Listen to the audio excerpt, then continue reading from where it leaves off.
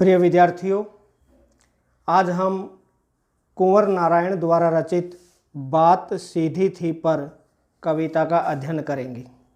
इस कविता के माध्यम से कवि यह बताना चाहता है कि जब कवि कविता के माध्यम से, काव्य के माध्यम से अपनी बात कहना चाहता है तो वह चमत्कारों का प्रयोग करके सीधी सी बात को भी टेढ़ी बना देता है, पेचीदा बना देता है, या यूँ कहें कठिन बना देता है। इसी प्रकार दूसरे अर्थों में हम देख सकते हैं, जब व्यक्ति अपनी बात कहता है तो वह सीधे शब्दों का प्रयोग न करके क्लिष्ट या कठिन शब्दों का प्रयोग करता है, जिससे जो पाठक होता है या श्रोता होता है उस तक उस बात का अर्थ सही तरीके से नहीं पहुंच पाता। तो इसलिए कवि इस बात पर जोर देता है कविता के माध्यम से कि हमें अपनी बात कहते समय सरल, सहज व स्पष्ट शब्दों का प्रयोग करना चाहिए। आइए पढ़ते हैं कविता बात सीधी थी पर। बात सीधी थी पर एक बार भाषा के चक्कर में जरा टेढ़ी फंस गई। उसे पाने की कोशिश में भाषा को उल्टा पलटा, तोड़ा मरोड़ा, घुमाया फिराया। कवि कहते हैं कि एक बार मैंने किसी को बात कहने की कोशिश की या कोई काव्य की रचना की। जब कोई किसी को बात कहने की कोशिश करता है तो भाषा के चक्कर में वह बात टेढ़ी फंस गई, अर्थात उसने अपना प्रभाव जमाने के लिए कठिन शब्दों का प्रयोग किया, चमत्कारों का प्रयोग किया, तो वो बात भाषा के चक्कर में उलझ कर रह जाती है, अर्थात जिन अर्थों में बात जानी चाहिए वो नहीं जा पाती।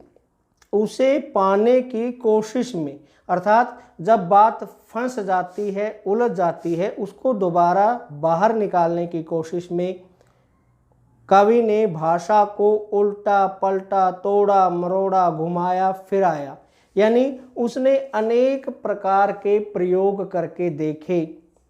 भाषा में जिन कठिन शब्दों का प्रयोग उसने पहले किया था उनको उल्ट पलट कर देखा, तोड़ा मरोड़ा, घुमाया फिराया, अलग अलग तरह से प्रयोग किए कि बात या तो बने या फिर भाषा से बाहर आए, लेकिन इससे भाषा के साथ साथ बात और भी पेचीदा होती चली गई। कवि ने प्रयास किया भाषा को सुधारने का, जो उसने बात कही थी उसको सुधारने का प्रयास किया, तरह तरह से प्रयास किया, लेकिन प्रयास क्यों किया कि या तो बात बने, यानी सामने वाले की समझ में आए जो वो समझाना चाहता है, जो वो कहना चाहता है, या फिर जहाँ पर उसकी बात फंस गई है उस भाषा से वो बाहर निकल आए। लेकिन इन प्रयासों से भाषा के साथ साथ बात और भी पेचीदा होती चली गई। पेचीदा यानी पेच की तरह उलझती चली गई, वो भाषा के चक्कर में और कठिन होती गई और बुरी तरह से फंसती चली गई। सारी मुश्किल को धैर्य से समझे बिना मैं पेंच को खोलने के बजाय उसे बेतरह कसता चला जा रहा था, क्योंकि इस करतब पर मुझे साफ सुनाई दे रही थी तमाशबीनों की शाबाशी और वाह वाह। कवि कहते हैं कि बात जब फंस जाती है, उलझ जाती है भाषा के चक्कर में, तो तब उसे धैर्य की जरूरत थी।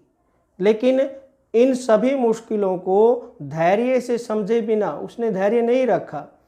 उसने क्या किया, वो पेच को खोलने की बजाय, एक दूसरे तरीके से समझने की कोशिश करेंगे। मान लिया पेंच जिसमें चूड़ी होती है उसको हम कसते हैं, कसने के लिए पेचकस की ज़रूरत होती है या पेचकस के माध्यम से ही वो पेंच खोला जाता है। लेकिन कवि उस पेंच को खोलने की बजाय उसको बेतरतीब से, बेढंग से कसता चला जा रहा था, यानी भाषा के चक्कर में वो बुरी तरह से फंसता जा रहा था, उलझता जा रहा था। क्यों?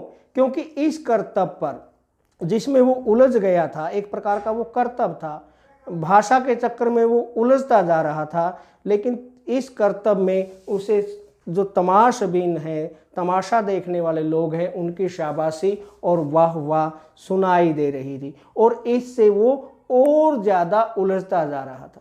हम कोई भी ऐसा अटपटा काम करने लग जाते हैं और हमारे आसपास चारों तरफ जो लोग होते हैं वो उसमें रस लेते हैं, आनंद लेते हैं, ऊपर ही ऊपर वो हमें शाबाशी देते हैं, वाह वाह करते हैं। हम सोचते हैं कि वो हमारा हौसला बढ़ा रहे हैं, लेकिन वास्तविकता होती है कि वो हमारे मज़े ले रहे होते हैं, आनंद ले रहे होते हैं हमारे ऊपर।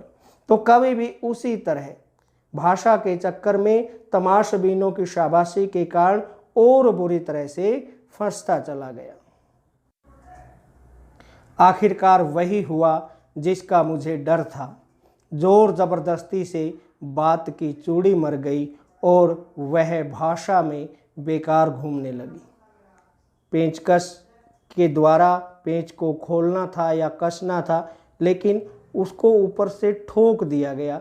वैसे ही कवि ने भाषा को धैर्य रखकर आराम से भाषा से बाहर निकलना था, अपनी बात सही तरीके से कहनी थी, लेकिन वो तमाशबीनों की शाबाशी के कारण उसमें उलझता चला गया, फंसता चला गया।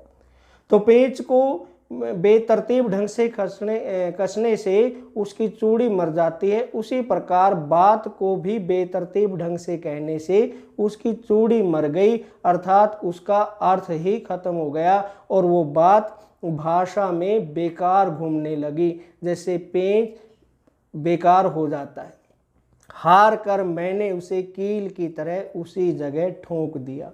कील जो ठोकी जाती है हथौड़ी के साथ, पेंचकस के द्वारा कसा जाता है या खोला जाता है, लेकिन पेंच को कवि ने पेंचकस का प्रयोग करने की बजाय हथौड़ी से उसी जगह ठोक दिया। यानी बात को सही ढंग से भाषा से बाहर निकालना था, लेकिन वह उसमें बुरी तरह उलझ गया और उलझी हुई बात को भाषा में वहीं छोड़ दिया।